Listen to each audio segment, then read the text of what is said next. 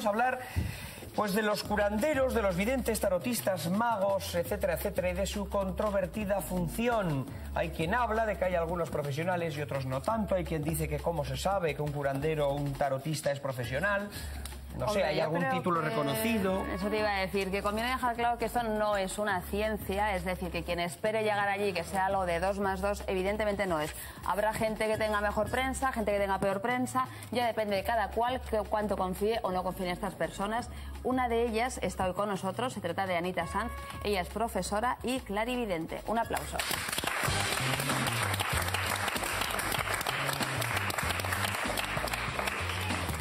Hola Anita, buenas tardes, bienvenida. Bueno, pues lo que ha ocurrido y el motivo por el cual te hemos llamado para hablar un poco también de todo este tema y de todo este mundo de curanderos, magos, tarotistas, videntes, etcétera, etcétera, es por un fraude, un intento de fraude que ha ocurrido en Gasteiz. Un supuesto curandero ha sido detenido por estafar 5.000 euros a un vecino de Gasteiz. En concreto, este tarotista le había ofrecido al cliente solucionar todos sus problemas mediante una serie de rituales. Uno de los rituales incluía un fajo de billetes de 5.000 euros.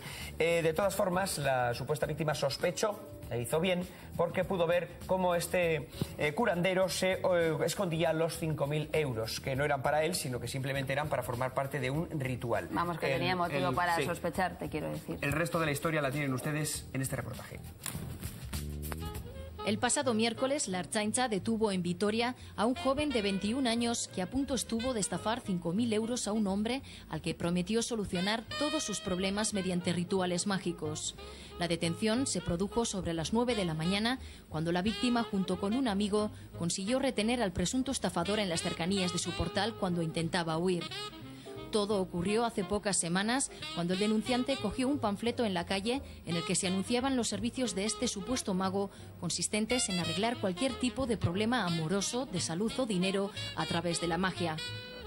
Tras solicitar sus servicios y a través de rezos y movimientos corporales, el presunto estafador pidió a su víctima 5.000 euros para introducir en un sobre. Tras decirle que no podía recuperarlo hasta el día siguiente para que el ritual resultara efectivo, la víctima sospechó, comprobando que en el sobre en el que había metido el dinero ahora solo había papeles. Pero este no ha sido el único caso de este tipo en la capital alavesa. A principios de mayo, otro individuo fue detenido por estafar a su víctima de un modo parecido. En aquella ocasión, la cantidad ascendió a 15.000 euros.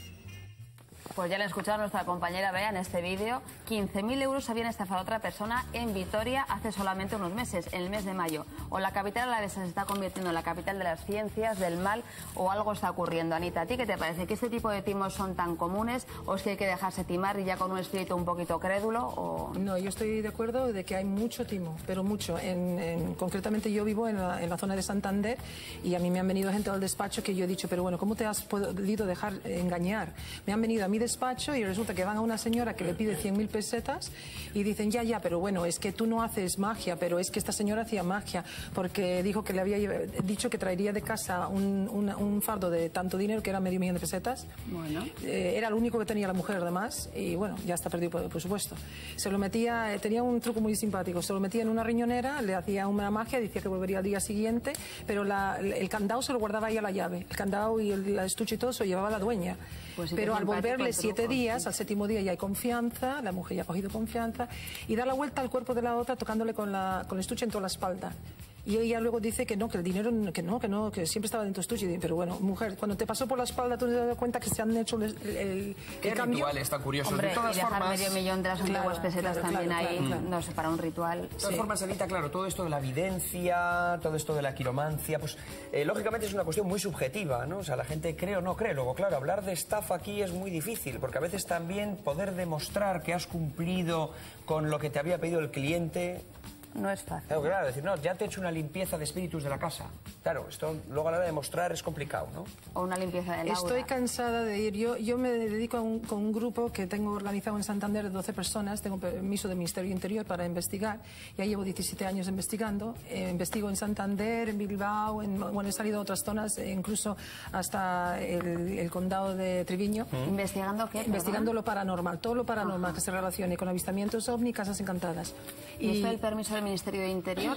Se saca a través de, cuando se hacen asociaciones, pues se puede hacer la asociación de la provincia o la de España entera. Entonces se pide por el Ministerio de Interior y luego ahí se solicitas para una investigación. ¿Has pedido de alguna manera un permiso para una asociación? No es que haya falta llamar al Ministerio de Interior para investigar un poltergeist. Sí, claro. no, pero ¿qué tipo de asociación? Que luego ellos lo acepten. Bueno, ¿qué has descubierto? Porque nosotros en Cantabria, por ejemplo, existimos 2 grupos nada más y somos serios. En plan, por ejemplo, yo conozco al difunto Jiménez de Rosso, que falleció el año pasado, y yo me llevaba bien con él, y también a Iker, el que tiene el número 4. Sí. Y yo lo que tengo en Santander, yo tengo también algún programa en Santander y hago parecido a lo de Iker. Presento programas de esto, pero en plan serio. ¿Qué has descubierto? Quiero decir, ¿has estado investigando fenómenos paranormales, pero con algún resultado concreto? Sí, resultados de psicofonías. De hecho, yo he escrito un libro que lo he sacado a la venta en septiembre sobre el Parador Nacional de Cantabria, que yo estaba investigando cuando era un palacio nada más, y estaba abandonado, era la zona de familia mía, y me habían hablado de que había fantasmas, que se oían ruidos, y yo le dije a mi grupo, oye, mira, llevo toda la vida oyendo esto, desde que estoy viviendo aquí, vamos allí a ver lo que pasa. Y justamente al ir la primera vez no, pero a la segunda se enteró la tele. Y entonces salté a medios de comunicación. ¿Y hay fantasmas en el Parador? Sí. De hecho, tengo psicofonías para comprobarlo. Y luego los hacemos con... Tengo en el grupo todo tipo de gente científica también, o sea, profesional. Un segundito, porque sí que es cierto que el tema de los fantasmas en el Parador pues es muy interesante, pero la verdad es que lo estábamos centrando más bien en la cuestión de la estafa de 5.000 euros. No, pero es que dentro de lo que es todo lo paranormal hay mucha estafa. Sí, pero claro, no es lo mismo dedicarse a la investigación, en este caso la tuya, con más o menos frutos, que alguien a título particular vaya una persona, le deje 5.000, 15.000, 30.000 euros y lo pagan. Sí, claro, que lo pague por un lado. Porque creen que realmente ahí es la cuestión. Por ejemplo, Ainhoa, cuando alguien paga este dinero, dices, mira, pues te lo tienes merecido por confiar en alguien y dejarle semejante cantidad en algo que no sabes a dónde va a ir. ¿O? No, al final esa gente es una guisaja, son guisajos. A mí, yo lo que tengo clarísimo. ¿Quiénes son guisajos? ¿Los clientes? No, al final los clientes. Mira, yo lo que estoy convencidísima es que la enfermedad de este siglo, primero es la soledad que padecen muchísimas personas, luego un vacío total de creencias de lo que fuere, de tener un prisma de futuro, y siempre queremos, y eso ha sido eternamente desde que la humanidad es humanidad, el querer saber las cosas que pasan. Ahora, ahí... Y yo es discutibilísimo y podíamos estar, pero 3 programas. Una cosa es investigar lo paranormal o querer hacernos creer. Siempre va a haber cosas que van a ser muy difíciles de demostrar, pero bueno, la ciencia hoy en día está demostrando que muchos fenómenos paranormales al final no son paranormales, que tienen su explicación. Pero de ahí que haya un grupo de jetas, porque son auténticos jetas y caraduras, que están abusando al final de un momento o de depresión o de una enfermedad grave, eso me parece gravísimo. Yo le quería preguntar a Olga si hay la ley, porque yo creo que hay un vacío legal total y absoluto, y a esta gente, si no se les da candela, pues van a seguir estafando. Tenemos el tipo de la estafa, está recogido en el Código Penal en el 249 y en el 248, y dice que cometen estafa los que con ánimo de lucro utilizaren engaño bastante para producir error en el otro, induciéndole a realizar un acto de disposición en perjuicio propio de ajeno. Pero aquí tenemos un problema. El tipo de la estafa se da perfectamente y tiene que ser superior a 400 euros para considerarse así, y va de 6 meses a 3 años. De todas formas, está recogido perfectamente. Porque cree que alguien le ha echado mal de ojo. Y el brujo dice, ya está, ya te lo he quitado el mal de ojo, hace un ritual y tal, una patita de gallo, lo que tenga a mano, lo que se haga en estos casos. Y claro, ¿cómo demuestras tú que te han estafado? Bueno, porque él puede decir, no, yo ya le he hecho el ritual de limpieza. Sí, y puede ser, pero también hay que tener en cuenta lo que muchas veces hemos comentado, la buena fe. La persona que va de buena fe no tiene por qué ser estafada. La persona que está utilizándole y con un ánimo de lucro encima está cayendo, incurriendo en una estafa recogida en el Código Penal. José Ramón, que mirabas con unos ojos... Yo quería que, vamos a ver, no sé, siempre se dice, Anita, perdóname, que hay los curanderos buenos y los curanderos malos, los profesionales y los no profesionales. Es una línea divisoria que yo no percibo. Yo, para mí, pero urbi et orbi, toda la evidencia es una estafa, per se. ¿Por qué? Porque las personas tienen miedo a la incertidumbre, miedo a la inseguridad, al desconocimiento. Y entonces, pues cuando no tienen creencias como la fe católica, que es la que nos salvaba hasta ahora de estos timos. Se pueden tener otras, ¿eh? Sí, Que no, también son igual. Igual otras también. Pero, por ejemplo, incluso perdonarme, ninguna se puede no tener ninguna. se puede no tener ninguna, ciertamente, se puede no tener ninguna. No es obligatorio. No es cada cual fuera de la fe también. No es obligatorio, no. Entonces quiero decir que cuando no se tienen creencias, pues entonces se va al clavo ardiendo del vidente que le cuenta una milonga, no le resuelve nada y le quita el dinero. Yo creo que efectivamente hay un problema de fraude, pero hay un problema de estupidez colectiva. Yo creo que había que crear en el Código Penal la pena de estupidez. Pero pena de estupidez. Usted por estúpido 3 años en la cárcel por acudir a alguien que le está engañando. Pero muchas de las clientas y clientes...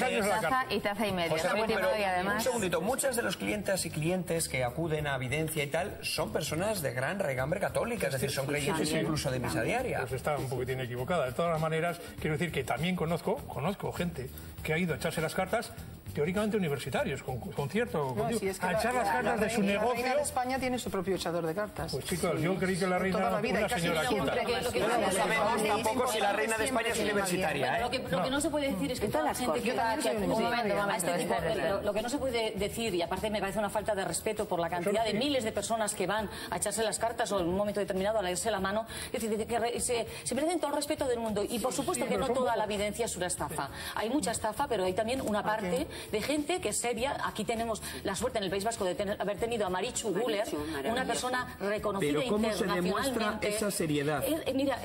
Pero muchas veces, es decir, ¿y cómo se demuestra muchas veces un milagro? Lo que tantas veces está defendiendo aquí nuestro compañero, pues es cuestión de fe. Muchas veces es cuestión de que la gente vaya, y no es verdad que es gente que no tiene creencias, porque mi abuela era muy creyente y sin embargo era una asidua persona que iba a la echadora de cartas porque era de su confianza, y cuenta historias bastante sorprendentes.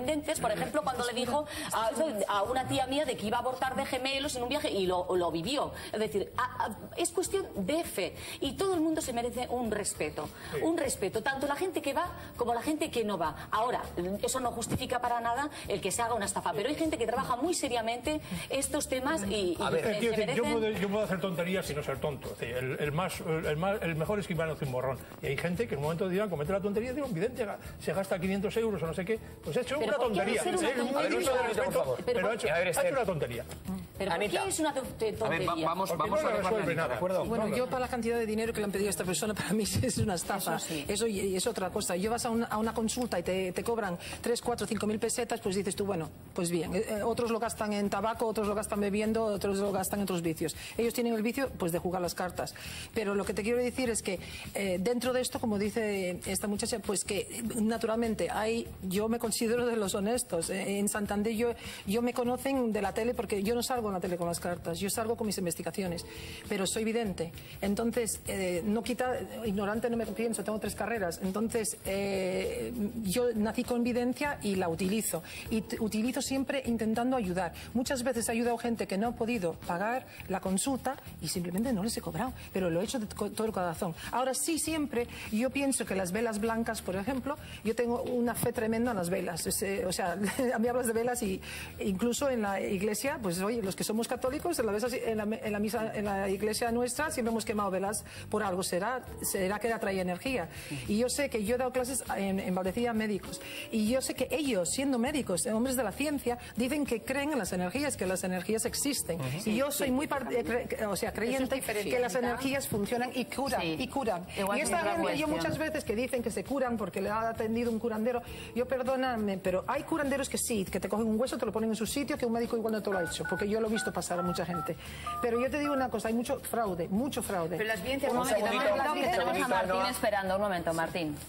Sí, bueno, a mí, perdona, me parece que hay una distinción evidente entre los que intentan ganar dinero a base de engañar, que son los estafadores, y quienes no. Yo supongo que si tenéis una asociación legalizada, en el Ministerio del Interior, es una asociación sin ánimo de lucro que se dedica a unos fines que yo no comparto, pero que me parecen respetables.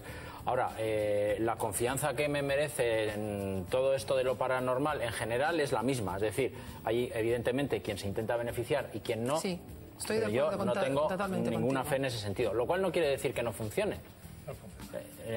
Bueno, hay gente a la que le funciona, de la misma manera que existe el efecto placebo en medicina y a alguien le puede es llegar a curar determinadas enfermedades con agua con azúcar. Sí, porque la fe, por la autosugestión, se pueden resolver muchas cosas. El problema es cuando sometes el placebo a una comparación con una serie de garantías, que es lo que se llama el método científico, para comprobar que efectivamente eso funciona por sí mismo y no porque tú te lo estés creyendo. Claro, pero hemos dicho al principio también que esto no es una ciencia, es lo que hay que tener meridianamente claro. Claro, o sea, pero no esperar resultados científicos. Yo no soy especialista en el tema, es una pena que no estén aquí Miguel Ángel Sabadell o Javier Armentia, pero claro, luego hay una resistencia numantina de toda la gente que trabaja en esto de lo paranormal a ser sometidos a controles independientes por parte de científicos que ratifiquen que efectivamente ahí hay algo más que palabrería. Entonces, mientras desde el mundo de lo paranormal, vamos a llamarle, no se acepte que haya un control independiente por parte de otra gente que tiene más credibilidad social, evidentemente muchos vamos a seguir diciendo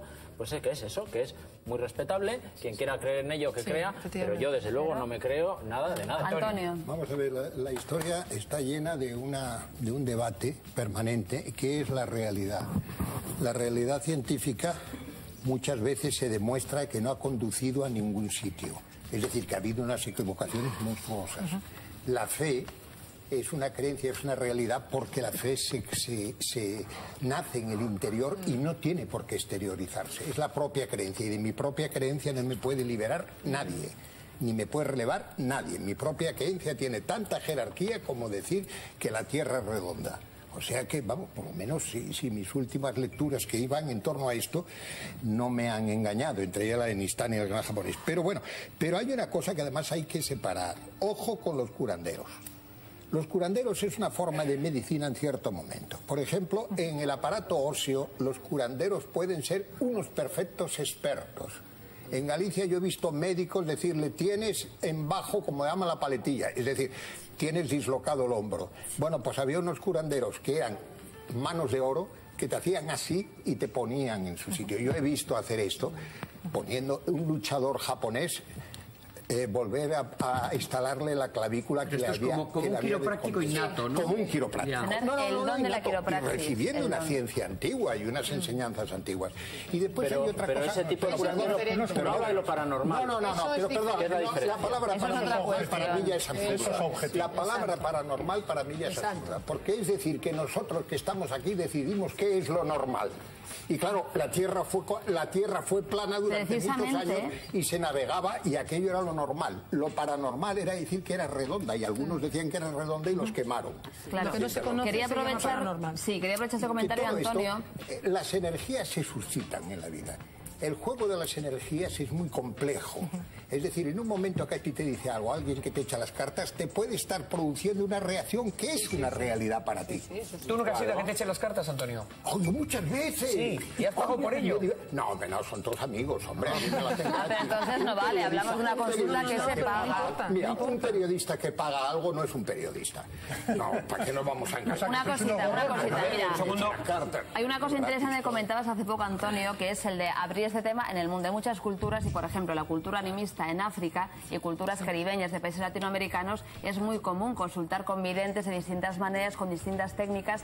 Quizá el hecho de que se hayan venido aquí pues gente procedente de distintos países africanos, también sudamericanos, también ha traído de alguna manera esta costumbre y ha hecho que se incremente el número de videntes, de tarotistas. Que te haría temblar.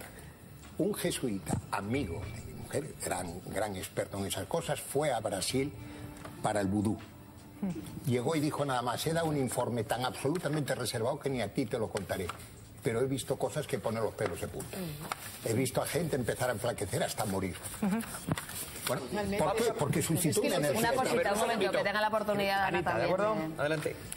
No, es que estaba escuchando esa historia y sé de un caso de un científico justamente que escribió un libro de que fue a África y justamente mientras estaba ahí él empezó a adelgazar, estaba metido en un grupo de africanos y estaba estudiándoles la forma de hacer el vudú y justamente de repente él empezó a escribir acerca de esto y empezó a adelgazar y empezó a decir que en su puerta le habían clavado un muñeco, pero entonces yo dije, le están haciendo vudú a través del libro. Él no acaba el libro, él se muere antes y él se lo edita otra persona, quien dice que falleció tal día a consecuencia de que él dice que le estaban haciendo un vudú. Pero bueno, lo curioso de esto es que ese señor realmente no creía, decía él, en el vudú. Bueno, sin embargo, lo estudiaron. Ahí lo tenemos. Y tengan ustedes cuidado con el Parador de Santander, porque hay fantasmas. ¿Buenos o malos? ¿Qué tal son? No, los del Parador de Santander son buenos. Son buenos fantasmas. Pueden seguir viendo. Que no os denuncie el Parador, por Dios. Muchas gracias, Anita, por haber venido. Fuerte el aplauso para ella. Bueno, cambiamos de tema.